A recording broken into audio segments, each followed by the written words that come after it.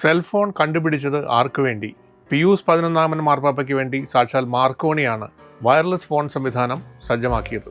Radio കണ്ടുപിടിച്ച G Marconi തന്നെ 1931 മോട്ടറോളയുടെ ഡൈന TAC ഇറങ്ങുന്നതിനും 40 വർഷം മുമ്പ് മാർപ്പാപ്പയുടെ ഔദ്യോഗിക വസതിയിൽ നിന്നും 30 കിലോമീറ്റർ അകലെയുള്ള വേനൽക്കാല വസതിയിലേക്ക് കോൾ ചെയ്യാൻ കഴിയും വിധമായിരുന്നു ആ സംവിധാനം. ഔദ്യോഗിക വസതിയിൽ പാർക്ക് ചെയ്ത കാറിലായിരുന്നു ഉപകരണങ്ങൾ ഘടിപ്പിച്ചത്.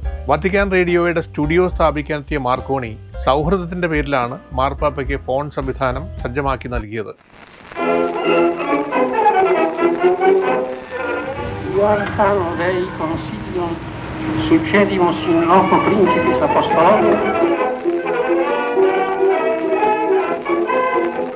കത്തോലിക്ക സഭയുടെ ഔദ്യോഗിക മാധ്യമമായി വത്തിക്കാൻ റേഡിയോ വന്നതോടെ പാപ്പായുടെ പ്രഭാഷണം ലോകത്തെങ്ങുമുള്ള വിശ്വാസികൾക്ക് ശ്രവിക്കാനായി.